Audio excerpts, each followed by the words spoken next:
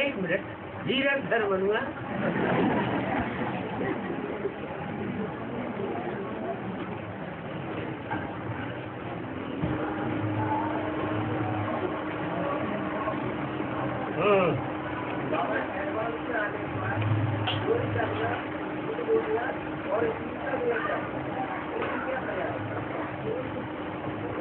चौगुनी सजा है। 63 जनों में जितनी सजा थी उसके मुकाबले ब्राह्मण बनने के बाद 100 गुनी सजा बढ़ जाती है और उसका प्रत्यक्ष रिजल्ट आता है, अवस्था नीचे गिर जाती है। जो याद आना चाहिए वो याद नहीं आती। कहते हैं बाबा का चेहरा भी भूल जाता है।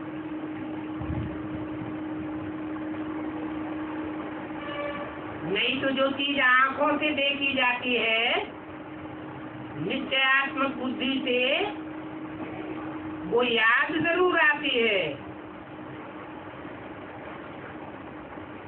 सर्विस के बदले न चाहते हुए भी जिस सर्विस हो जाती है।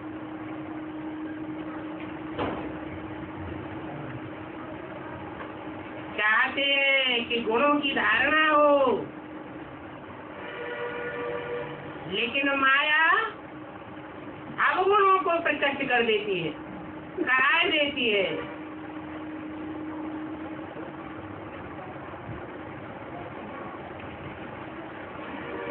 समझते हैं कि हम ज्ञान सुनाते हैं, लेकिन देवहानि के कारण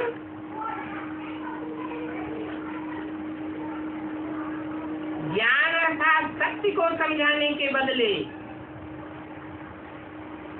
सत्य बाप का परिचय देने के बदले असत्य को प्रत्यक्ष करने लग पड़ते हैं। अपने से योग जुटाई लेते हैं। सारी कार्रवाई उल्टी हो जाती है।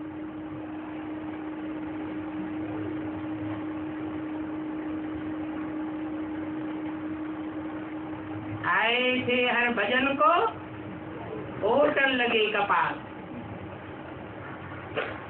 ऐसी हालत हो जाती है।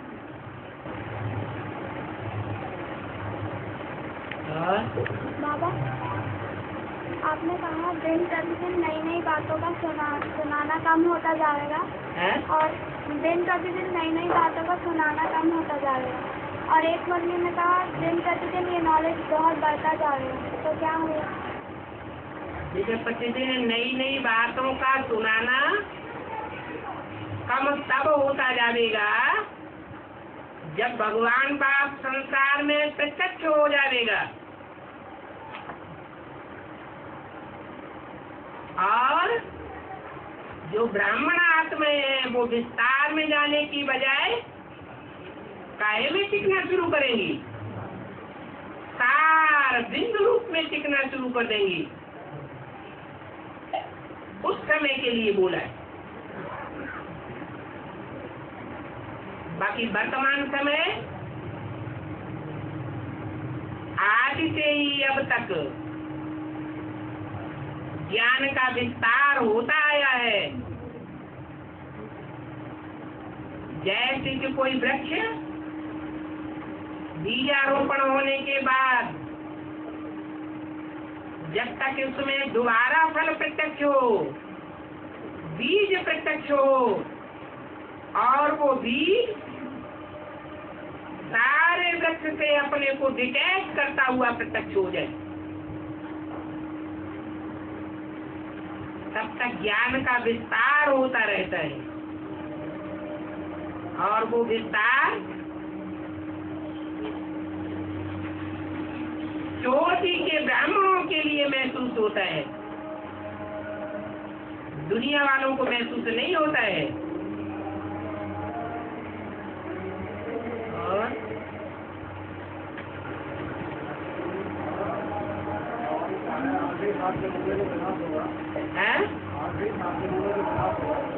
आखिरी हाँ जी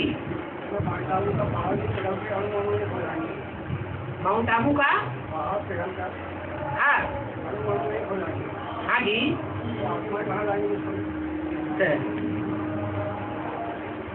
जो भी परम धाम जाने वाले हैं नंबरवार, उनमें सिर्फ 9 लाख आत्माएं ऐसी हैं जो जमुना के कंठे पर नई दुनिया स्थापन होगी, वहां ट्रांसफर होगी। उनमें भी 4.5 लाख होंगी जन्म देने वाली साकार में, और विनाश होने से पहले वो 4.5 लाख अव्यक्त स्वरूप में होंगी, इन आंखों से देखने में भी नहीं आवेंगी। तो 4.5 लाख तो जमुना के कंठे पर ट्रांसफर हो जाएंगे। वो पहले ही ट्रांसफर होंगे या विनाश होने के बाद ट्रांसफर होंगे?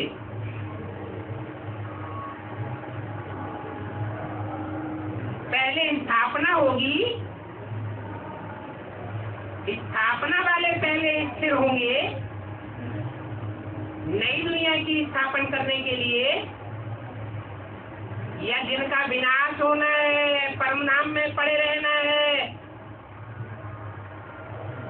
उनका काम पहले होगा। इतनी बात तो समझ में आती है ना? हाँ जी है 2026 के बाद हाँ, शक्ति खत्म नहीं होती है, सृजन का कार्य खत्म नहीं होता है। परम धाम आखिरी आत्मा जावेगी और पहली आत्मा आवेगी। ये चक्र लगातार चलता रहता है, सृष्टि चक्र रुकता नहीं है, खत्म नहीं होता है।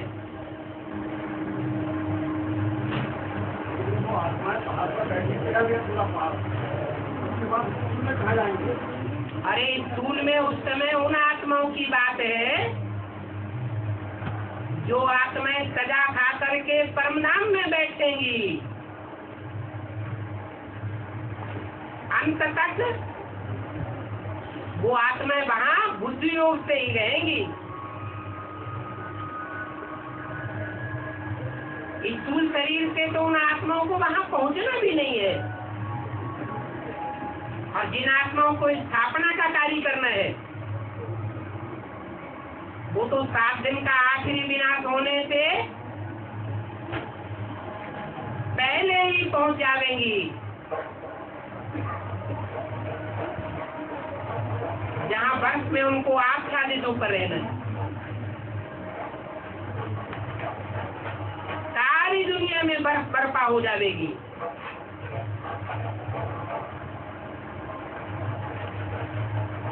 इतनी घनघोर मूसलाधार बरसात होनी है।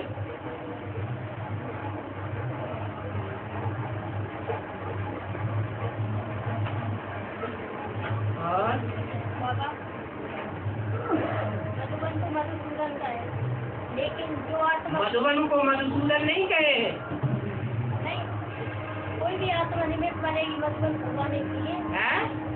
कोई भी आत्मा मधुबन को पाने के लिए निमित्त बनेगी, तो कन्या का जो कन्या समझ कर पाते हैं उनका बहुत ज्यादा बनेगा, जो मधुबन खुलवाएंगे उनका बहुत ज्यादा बनेगा।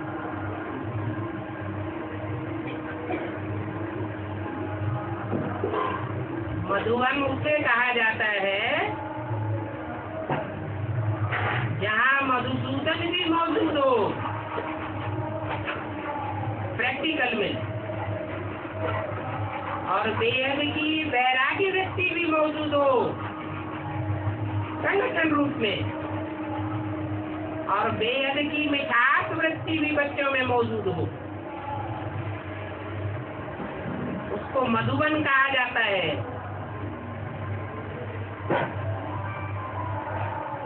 शहद की मक्खियों का जैसे संगठन है, शहद की मक्खियां दो प्रकार की होती हैं। एक छोटी मक्खी और एक बड़ी मक्खी, जिसे डिंगारा कहते हैं। छोटी मक्खी, उसका शहद आंखों की ज्योति को बढ़ाता है, उसमें प्योरिटी ज्यादा होती है।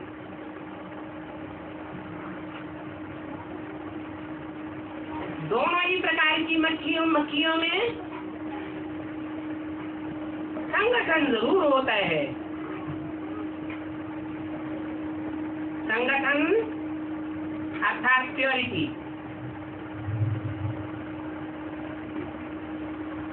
एक में योग के बल से प्योरिटी आती है, और जो छोटी मक्खियां होती हैं उनमें जन्मजात प्योरिटी होती है। जन्म जन्मांतर के संस्कार होते हैं प्योरिटी के, इसलिए आंखों की रोशनी भी तीव्र होती है और उनका शहद औरों की भी रोशनी को तीव्र करता है।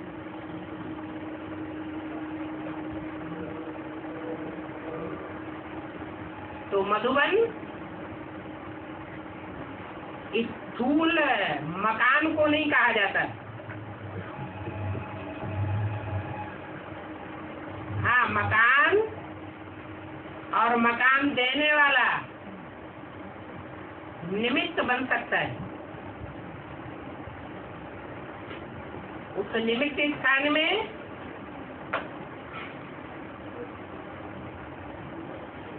कन्याएं समर्पित होकर रह सकती है, लेकिन समर्पित होकर के रहने वालों में कोई जरूरी नहीं है कि सब प्योरिटी का पालन करने वाली हो। प्योरिटी अर्थात एक बाप दूसरा न कोई। अगर आपस में भी एक दूसरे में अटैचमेंट लगाव पैदा हो जाता है तो वो संगठन तोड़ने वाली है, मधुबन के वाइब्रेशन को बनाने वाली है या उखाड़ने वाली है? उखाड़ने वाली साबित हुई है।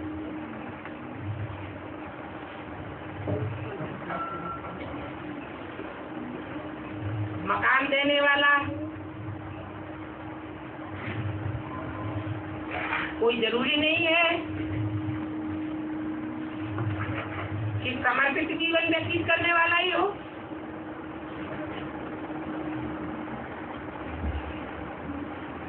हो भी सकता है और नहीं भी हो सकता है। आज में समर्पित भी हो सकता है और अंत में समो प्रधान बन करके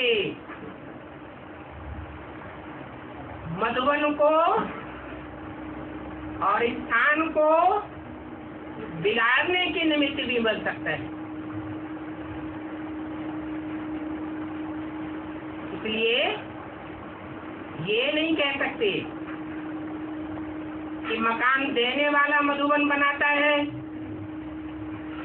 या सरेंडर होने वाली कन्याएं मधुबन बनाती है। नहीं, दोनों ही मधुबन बना सकते हैं, लेकिन मधुबन संगठन को कहा जाता है। प्योरिटी से यूनिटी बनती है। उनकी निशानी होगी कि आपस में उन्हों का बहुत प्यार होगा, शहद की मक्खियों की तरह। जैसे शहद की मक्खियां छोटा सा बंगला बनाती है,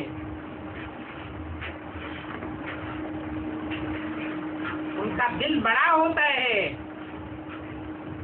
तो छोटे स्थान में भी कितनी मक्खियां पलती हैं।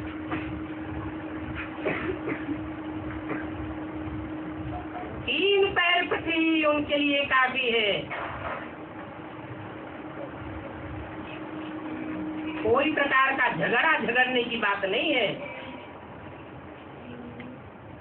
झगड़ती है तो इससे साबित है कि वो मधुवनवासी नहीं है। बाहर की दुनिया में उनकी बुद्धि भटक रही है। और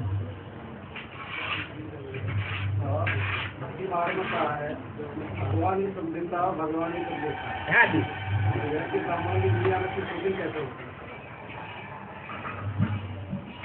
जो अज्ञानी आत्माएं हैं ब्राह्मणों की दुनिया में, वो अभी भी ये कहते हुए और समझते हुए देखी जा सकती है, चाहे वो सरेंडर्ड वर्ग में हो और चाहे वो नॉन सरेंडर्ड ब्राह्मण परिवार में हो। उनकी धारणा यही होती है कि बाबा ही सुख देता है और बाबा ही दुख देता है। ऐसी आत्माएं कौन से धर्म में कन्वर्ट होने वाली होंगी? ऐसा कौन सा धर्म है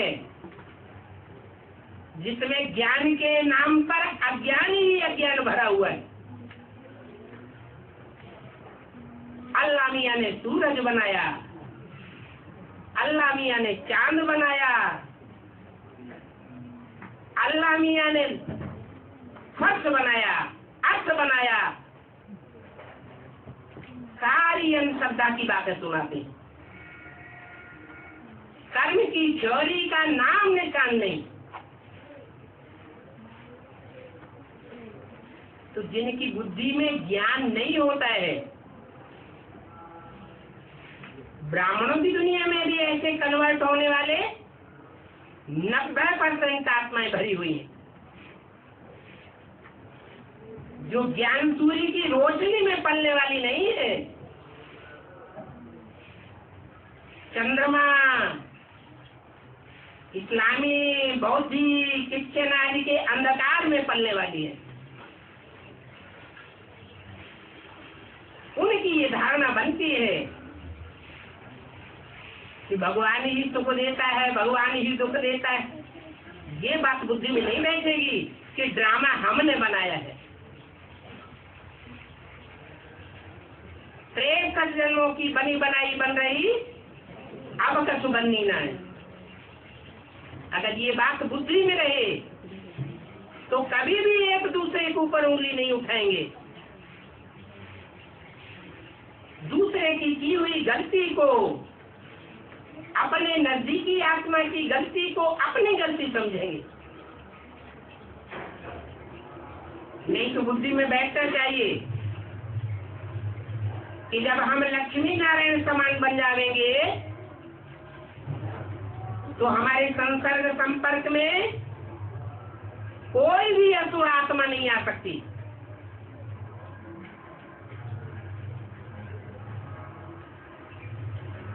आसुरी दुनिया अलग हो जाएगी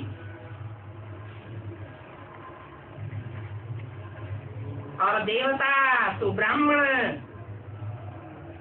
वर्ग की आत्माओं की दुनिया ही अलग हो जाएगी। दूध दूध में मिलकर रहता है, कीचड़ कीचड़ में मिलता रहता है, पानी पानी में जाकर मिलता है। अज्ञानियों की भाषा ही अलग होती है।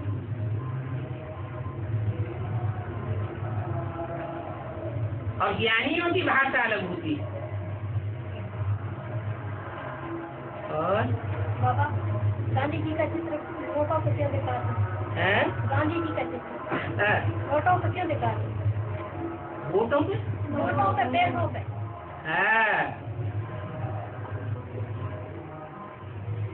जो जिस धर्म का होता है वो अपने धर्म पिता को और धर्म की जो बड़ी बड़ी फॉलो करने वाली आत्माएं हैं उनको विशेष मान्यता देता ऐसे ही कौरव गवर्नमेंट भी है, जो कौओं की तरह शोरगुल बहुत करती है। दुनिया की लास्ट तमो प्रधान गवर्नमेंट है। वो गवर्नमेंट और उसके फॉलोअर्स, उनकी मान्यता ये होती है कि हमको स्वतंत्रता देने वाले हमारे देश के निर्णायक, हमारे राष्ट्रपिता हैं। उनका फोटो छपाते रहते हैं। वास्तव में हर धर्म में ऐसे ही होता चला आया है।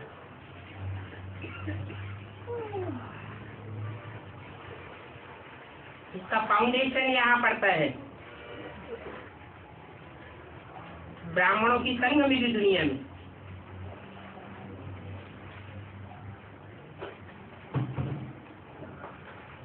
अभी पढ़ रहा है। पहले गांधी जी का चित्र छपाते थे, आगे चल के ऐसा भी होगा कि गांधी जी के फॉलोअर्स में जो बड़े बड़े हैं, उनके भी फोटो छापने लग पड़ेंगे।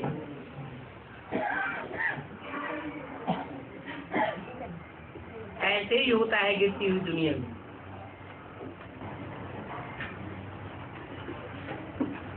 और बाबा भारत भर में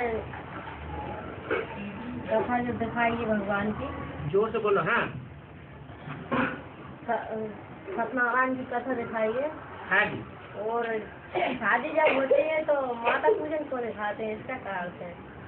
सत्यनारायण की कथा होती है, फिर शादी होती है, तो सबसे पहले माता पूजन होती है। माता पूजन। हाँ, माता पूजन जाते हैं। सत्यनारायण कहाँ रह गए? बात तो सत्यनारायण से शुरू की है। पहले तुम कथा बताइए सारे भारत में। हाँ, कथा होती है, फिर शादी के पहले माता पूजन को बताइए। तो संगमगुरी ब्राह्मणों की दुनिया में भी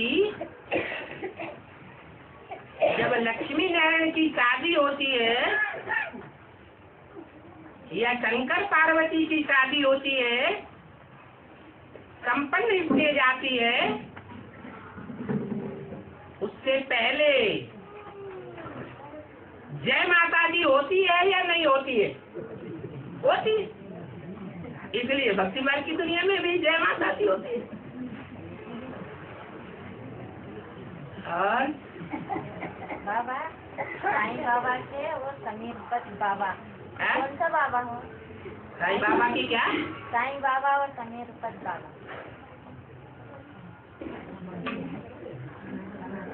क्या बोल रहे हैं?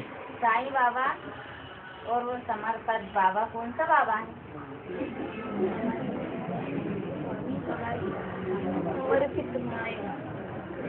साईं बाबा और समर्पत बाबा। हाँ, कौन सा बाबा है? ये समर्पत बाबा कौन सुना है कोई?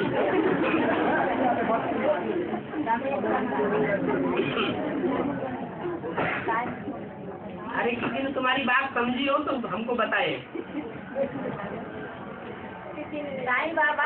हाँ, साईं बाबा तो समझा। हाँ, और उनके साथ में एक और बाबा बताएंगे, और समीरपत बाबा। कौन सा बाबा बताइए? समर्थ बाबा बताए बाबा है? एक सीरियल आता है जिसमें साईं बाबा करके एक बाबा रहते हैं और एक और स्वामी समर्थ करके रहते हैं। तो वो ये पूछते हैं कि जो स्वामी समर्थ है वो कौन से बाबा है? समर्थ गुरु रामदास को कहा जाता है, और साईं बाबा को साईं बाबा कहा जाता है। साईं बाबा में भी दो प्रकार के साईं बाबा प्रसिद्ध हैं, साड़ी मूछ वाले साईं बाबा और एक बड़े बड़े बालों वाले बाबा। तो जो समर्थ गुरु रामदास कहे जाते हैं, वो तो संगम युग में राम वाली आत्मा की यादगार है। वास्तव में उनको भी समर्थ नहीं कहेंगे। उन्होंने आकर के कोई नई दुनिया नहीं बना दी। उनके आने के बाद भी दुनिया कैसी बनती रही, नई बनी और ही पुरानी होती गई, और ही पुरानी होती गई। तो भक्ति मार्ग में जितने भी बाबाएं हुए हैं वो वर्तमान संगम युग की यादगार मात्र हैं।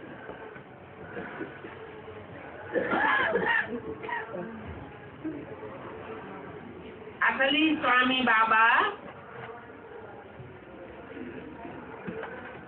समर्थ बाबा वो है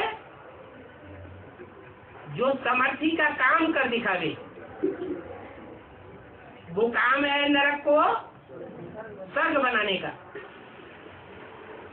इस काम में सब मनुष्य गुरु बाबा असमर्थ रहे, इसलिए नाम भले डाला हो समर्थ बाबा, लेकिन फिर भी समर्थ बाबा साबित नहीं हुए। और बाबा ने कहा कि बाप भी भारत में ही आते हैं, कृष्ण भी भारत में ही आते हैं, सीढ़ी भी भारत की है और भारत की ही भूल सभी जगह फैलती है। इसका क्या? भारत की ही भूमि भूल सभी जगह फैलती है। इसका क्या? पुराने से पुराना देश कौन सा है? भारत ही है। जब भारत देश था तो और सभी देश समुद्र के गर्त में समाये हुए थे। भारत देश में ही आबादी थी। मनुष्यों की जनरेशन देवताओं के रूप में फैली हुई थी। फिर द्वैतवादी युग शुरू हुआ। देवताएं तो अद्वैत देवता थे। जब द्वैतवादी युग शुरू हुआ तो एक भारत देश से दूसरा देश निकला। भारतवासी जाकर के उस देश में बसने लगे। फिर दूसरे से तीसरा, तीसरे से चौथा, ऐसे अनेक देश समुद्र के गर्त से बाहर आते गए और भारत की देवी देवताओं की आत्माएं जन्म मरण के चक्र में आती हुई विदेशों में फैलने लगी। भारतवासी कन्वर्ट होकर के दूसरे देशों में और दूसरे धर्मों में जाते रहे। ये भारत की धूल है।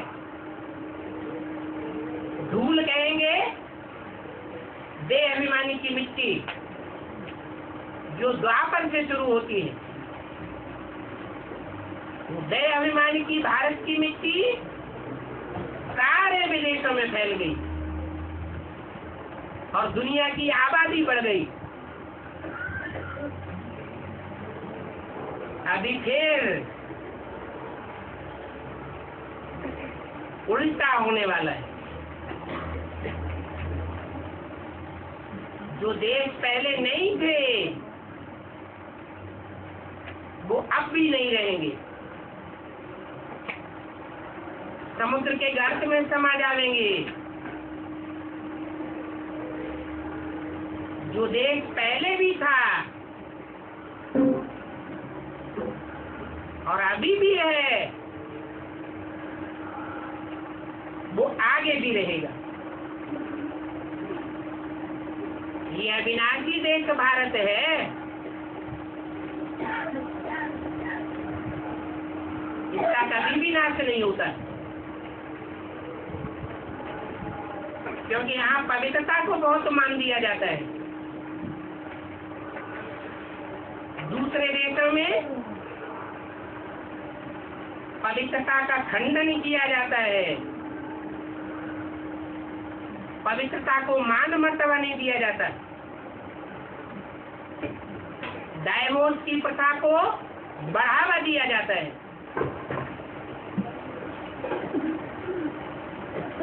और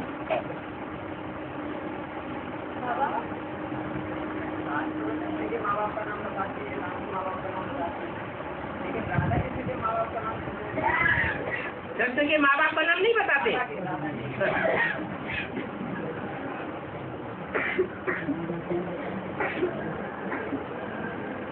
आपकी जानकारी कम है।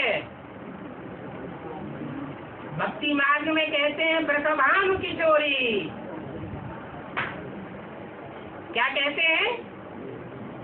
ब्रख, ब्रख माने बैल और भानु माने सूरज।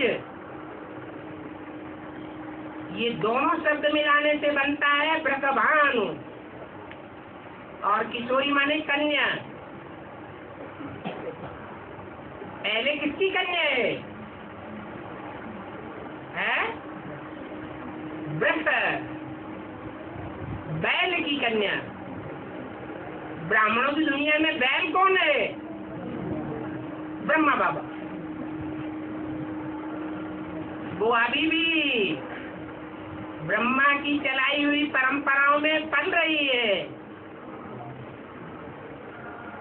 बाद में ज्ञान सूर्य की भी बनने वाली है। इसलिए ब्रह्म शब्द पहले और भानु शब्द बाद में दिया जाता है। और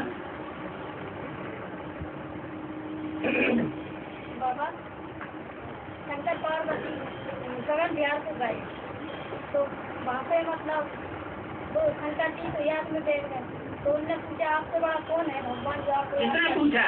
पार्वती जी है? आप किसको याद करके रहते हो? है? तो शंकर जी ने बताया मुझसे बड़े हैं राम जी। है? तो पार्वती जी मतलब शंकर जी तो याद में बैठ गए तो पार्वती जी राम जी की परीक्षा लेने गई तो राम जी ने मतलब वहाँ पे पैर भूल गए। है? पैर भूल गई पार्वती जी के सीता का रूप धारण करके गई थी ना है? तो वहाँ पे पैर भूल गए थे पार्वती जी के पैर भूल गए क्या आपको मेरी माता हो सीता नहीं है। और उधर फिर नाम शंकर जी ने कर दिया। अब आप पूछना क्या चाहते हैं तो पूछो। मतलब कथा कहानियाँ बाद में बताओ। आप मूल बात क्या पूछना चाहते हैं? बात ये है इधर तो उन्होंने फिर नाम दिया है? शंकर जी ने पैर उधर से शंकर जी ने पैर मतलब हाथ जोड़ लिए है? और इधर से राम जी ने पैर छूट दिए। हाँ, इसका अर्थ क्या है? इसका अर्थ ये है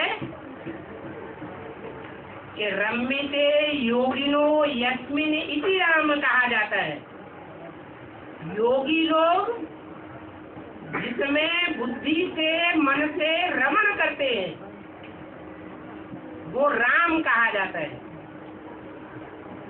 मन बुद्धि से जिसको याद करते हैं वो साकारी स्टेज वाला होता है या निराकार होता है?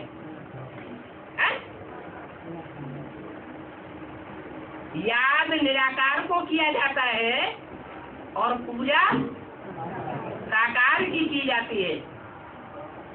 तो योगी जिन्हें कहा जाता है वो योगी लोग किसमें मन बुद्धि से रमण करते हैं? साकार में या निराकार में? है? अरे निराकार को राम कहा जाता है,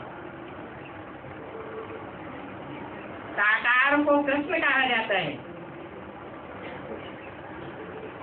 तो राम वाली आत्माएं जब निराकारी स्टेज में टिकी हुई होती है और सदाकाल के लिए संगम युग में निराकारी स्टेज धारण कर लेती है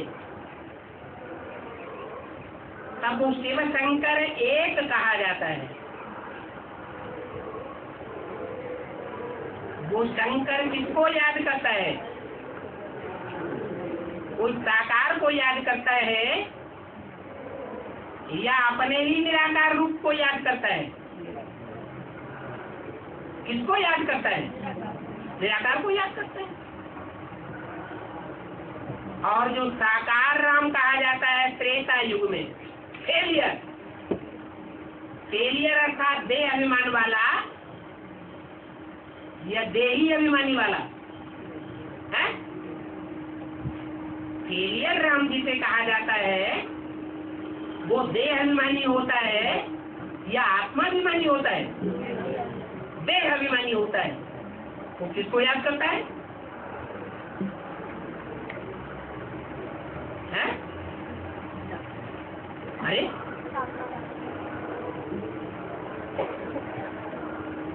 ब्राह्मणों की बेसिक दुनिया में जो फेल होने वाली यज्ञ के आदि वाली आत्मा है, जन्म लेकर के दोबारा ब्राह्मणों की दुनिया में आती है या नहीं आती है? हैं? आती है। फेलियर होके आती है या पास होके आती है? हैं? पास होके आती है। फेलियर होके आती है, माने देह अभिमानी सांधा बन करके आती है। वो किसको याद करती है? बिंदु को याद करती है या साकार में निराकार को याद करती है? है? पहले बेसिक में आती है कि पहले एडवांस में? पहले बेसिक ज्ञान में आती है या पहले एडवांस में आती है? बेसिक में आती है। तो निराकार ज्योति बिंदु को याद करती है या साकार को याद करती है? ज्योति बिंदु को याद करती है। तो वो ज्योति बिंदु ही शिव शंकर भोलेनाथ का अनादि रूप है। इसलिए शास्त्रों में लिख दिया है कि शंकर के बिना राम की पूजा बेकार है।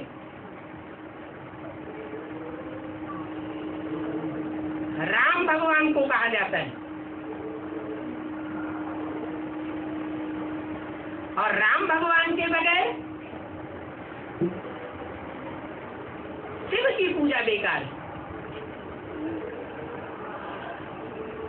और एक भगत कुसुमत सबे कहो कर जोर, शंकर भजन बिना नर भगत की पावे मोर। शंकर कहा ही तब जाता है जब उसमें निराकारी बीज रूप आत्मा सदा शिव प्रवेश करता है।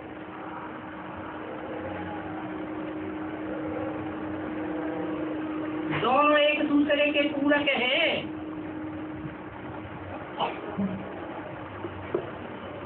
राम के बगैर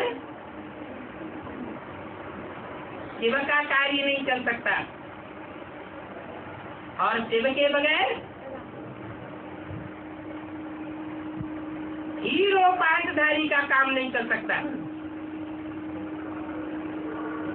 ये साकार निराकार दोनों का मेल चाहिए।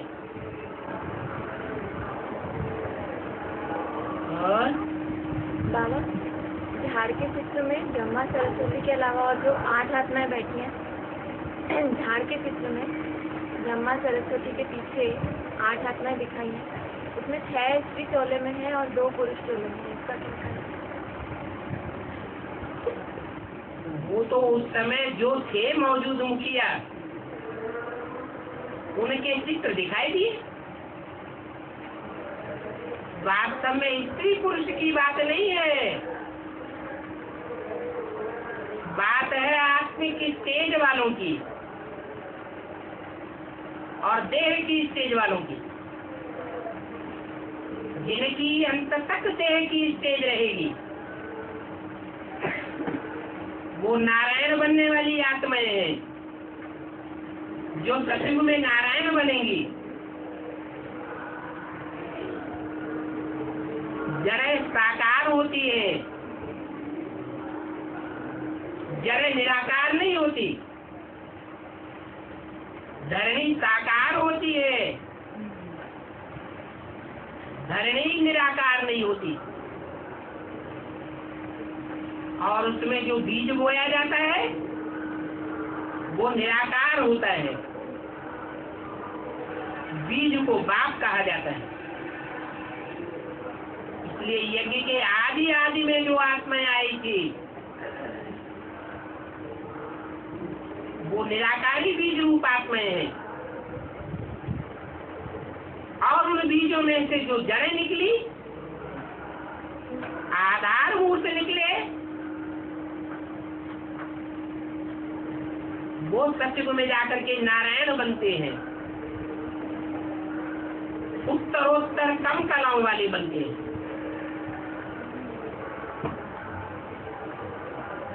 बीज तो अपने में संपूर्ण होता है, परंतु जैसी धरणी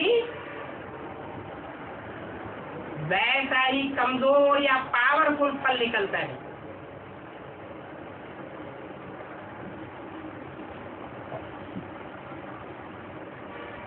इसलिए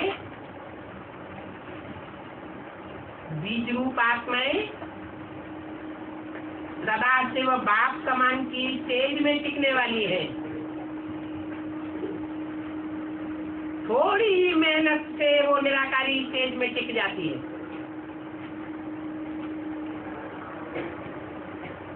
और जो जड़ स्वरूप आत्माएं हैं वो सदा काल के लिए संगम युग में निराकारी तेज नहीं प्राप्त कर सकती, इसलिए उनमें देह अभिमान की कमजोरी भरी रहती है।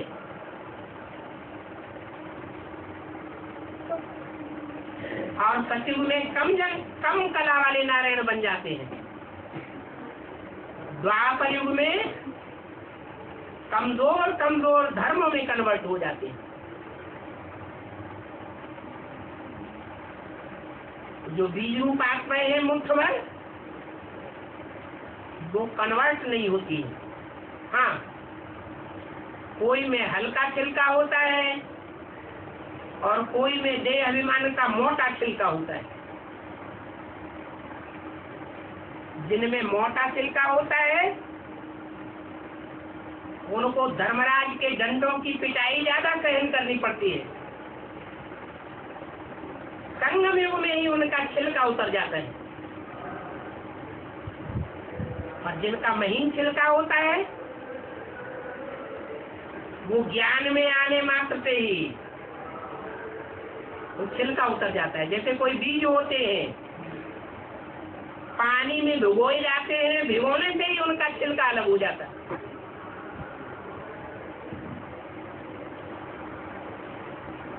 धूप में हवा में रखने की भी दरकार नहीं पड़ती। ऐसे ही ये 9 प्रकार के बीज हैं, अलग अलग धर्मों के बीज।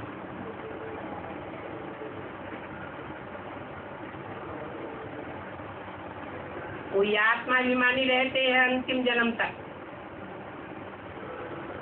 और कोई का देह अभिमान का छिलका इतना मजबूत होता है जो देह अभिमान छोड़ते ही नहीं। द्वापर युग शुरू होते ही दूसरे धर्म में कन्वर्ट हो जाते हैं। और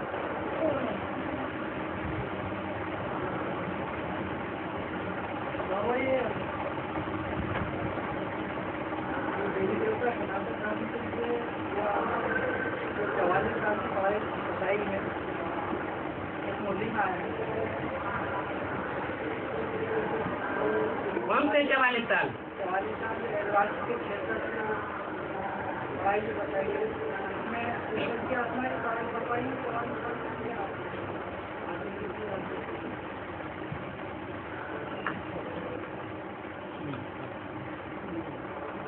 40 वर्ष जो है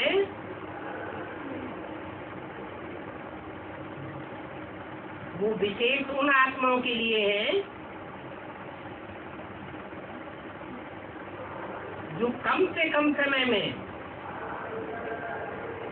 पढ़ाई पढ़ करके संपन्न स्टेज प्राप्त कर लेती है। और उनकी संख्या है सिर्फ 8। बाकी बाद में नंबरवार है।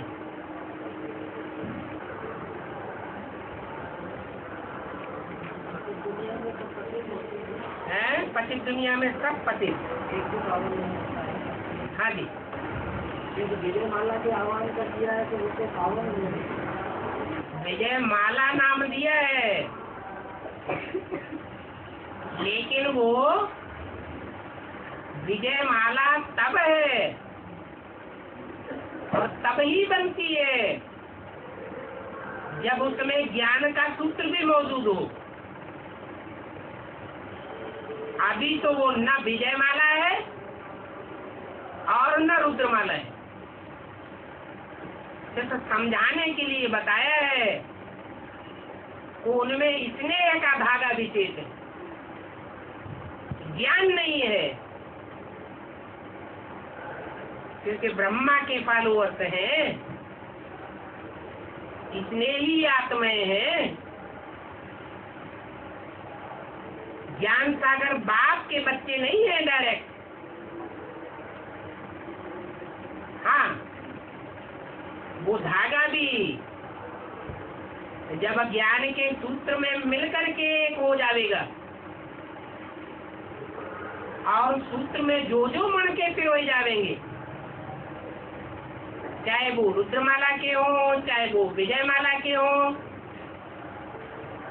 वो पक्की विजयमाला कही जाएगी। अभी तो न कोई विजयमाला है और न कोई छाती ठोक करके कह सकता है कि हमने 5 विकारों के ऊपर विजय प्राप्त कर ली। विजयमाला तो बनेगी तब पक्की जब ज्ञान और योग अर्थात स्नेह दोनों के सूत्र में समान रूप से बंध जाए। वो प्रवृत्ति की माला है। अभी तो सारी दुनिया में निवृत्ति मार्ग का पसारा है, प्रवृत्ति का पसारा नहीं है।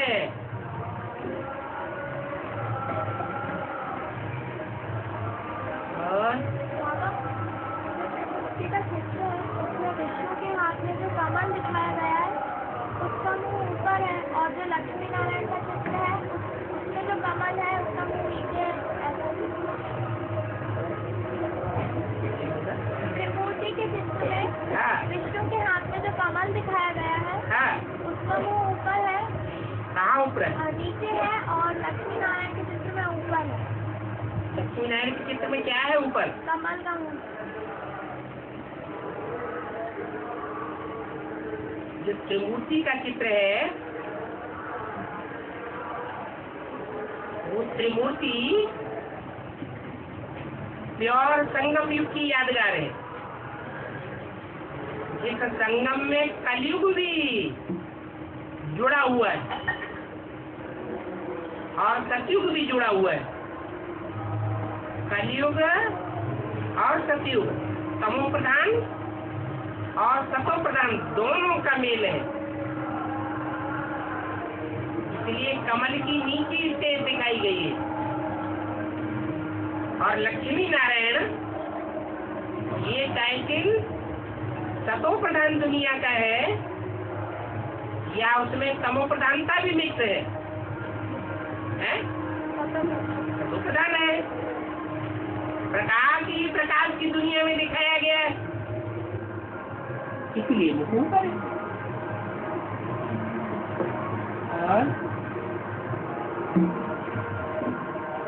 हाँ जी,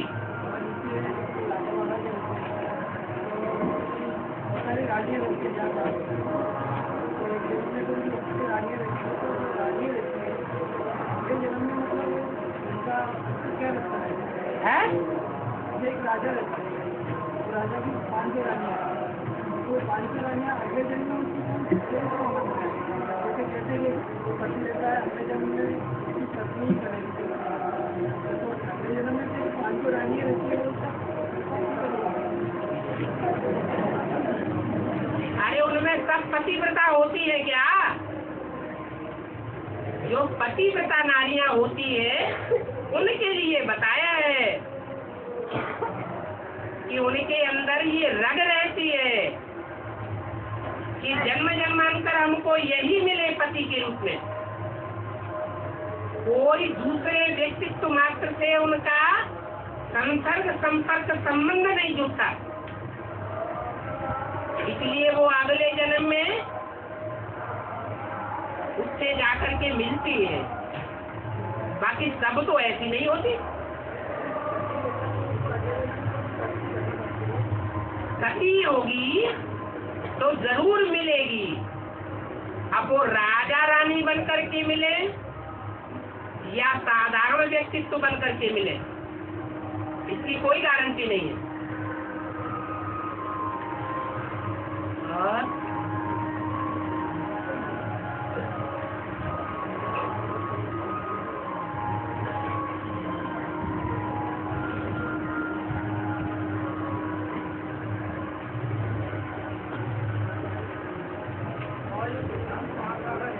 हाँ जी,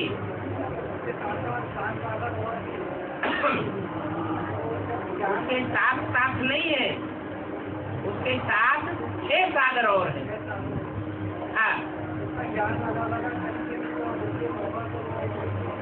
है, अलग अलग तरीके से ज्ञान दिया जाएगा। जैसे 7 सागर हैं, ऐसे ही 7 नारायण भी हैं। क्या? हाँ जी, वो संपूर्ण सागर नहीं है। 7 सागर मिलकर के जब एक सागर बन जाते हैं तब वो ज्ञान सागर कहा जाता है।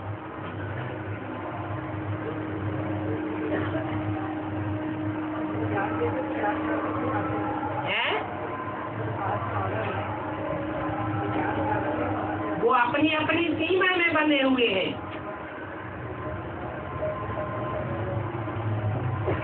जो अधूरे सागर हैं,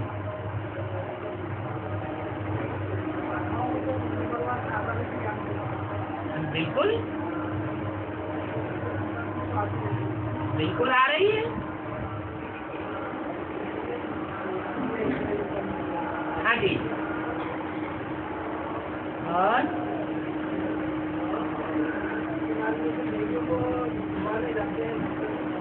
हाँ जी, है अभी ब्राह्मणों की दुनिया में बेसिक नॉलेज का रिजल्ट सामने आया। बेसिक नॉलेज में जिनको देवियां समझ बैठे भगत लोग, वो भक्त लोग जब ज्ञान में आ जाते हैं एडवांस में, तो उन देवियों को देवी समझते हैं या राक्षसी समझते हैं? हैं? क्या समझते हैं? राक्षसी समझते हैं। बुद्धि में बैठ जाता है कि ये पूजा करने योग्य देवियां नहीं बनी है, ये तो राक्षसियों का रूप है। इसलिए उनके मान मर्तबे को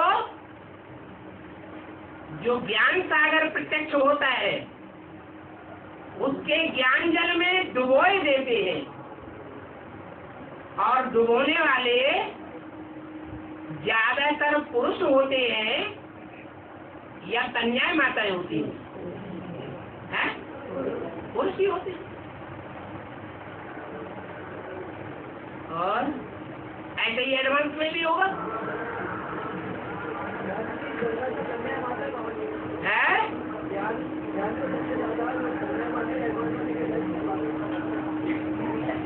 क्या बोल रहे हैं? हाँ,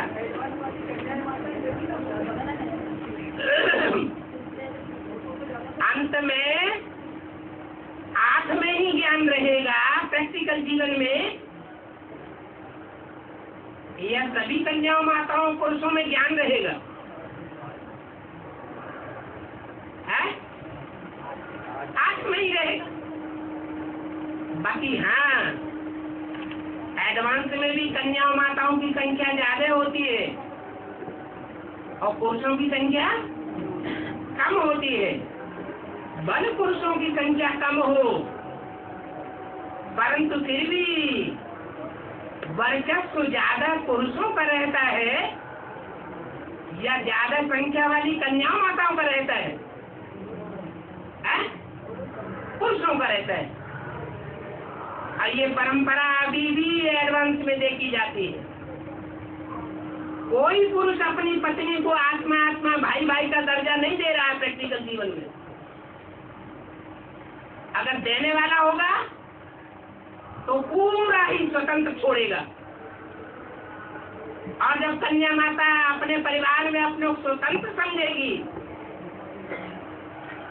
तो वो ईश्वर का साथ देगी तन मन धन से, या परिवार में बंद करके रहेगी, है? ईश्वर का साथ देगी। लेकिन ऐसा नहीं है। माताएं देखा जाता है समर्पित जीवन में कम निकल रही है, क्योंकि पुरुषों के बंधन में है। चाहना होते हुए भी, चाह करके भी माताएं बंधन में है और कन्याएं ज्यादा समर्पित हो रही है, जिनके अंदर जीवन का अनुभव ही नहीं है, वो समर्पित हो रही है। और जिनके अंदर जीवन का अनुभव भी है, उनको बांध करके रखा हुआ है।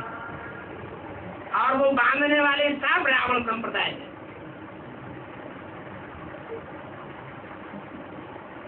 मुख से कहते हैं आत्मा आत्मा भाई भाई,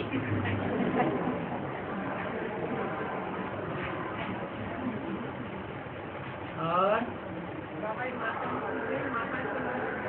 है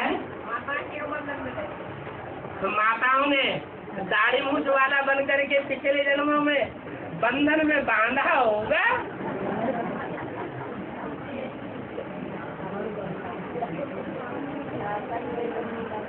अब जिस जन्म में बांधा था उस जन्म में तो ज्ञान नहीं था, इसलिए ज्यादा दोष नहीं लगता है। और अभी वर्तमान जन्म में तो ज्ञान है,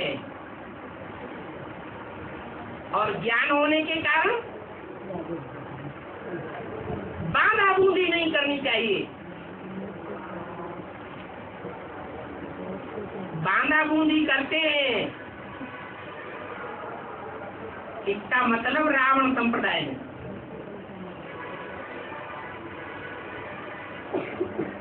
सीताओं को जेल में रह करके सहन करना पड़ता है,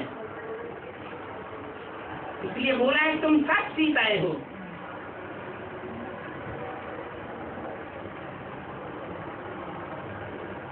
पुरुष सब है दुर्योधन दुशासन,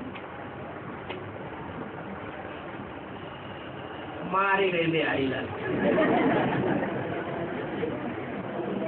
बाबा, जो अनुसुईया देवी रहती हैं तो वो तीनों देवताओं ब्रह्मा विष्णु शंकर को बालक बनाकर गोद में देती हैं, तो क्या वो मतलब ये जो तीनों देवियां हैं उनसे भी ज्यादा पावरफुल है? क्या नाम दिया? अन्नपूर्णा बोला नहीं, अनुसुईया। अनुसुईया के लिए दिखाते हैं कितनी पवित्र थी, जिसके पति का नाम क्या था? अत्रि। त्रि माने तीन, ब्रह्मा विष्णु शंकर। लेकिन माने नहीं, अर्थात जो तीन देवताओं की कोटि में नहीं है, एक ही है, वो है अत्रि। वो कौन है? न उसको ब्रह्मा कहेंगे नीची स्टेज वाला, न उसको विष्णु कहेंगे मध्यम स्टेज वाला स्वर्ग का देवता, और न उसको शंकर कहेंगे। देवताओं में महादेव,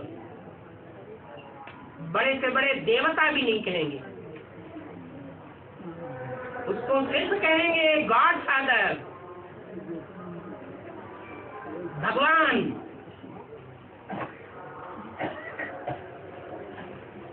न वो देवताओं की लिस्ट में कहा जाता,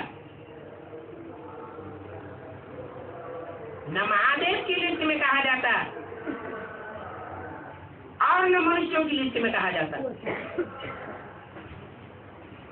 उसको कहेंगे अत्रि। कौन की आत्मा हुई है? अरे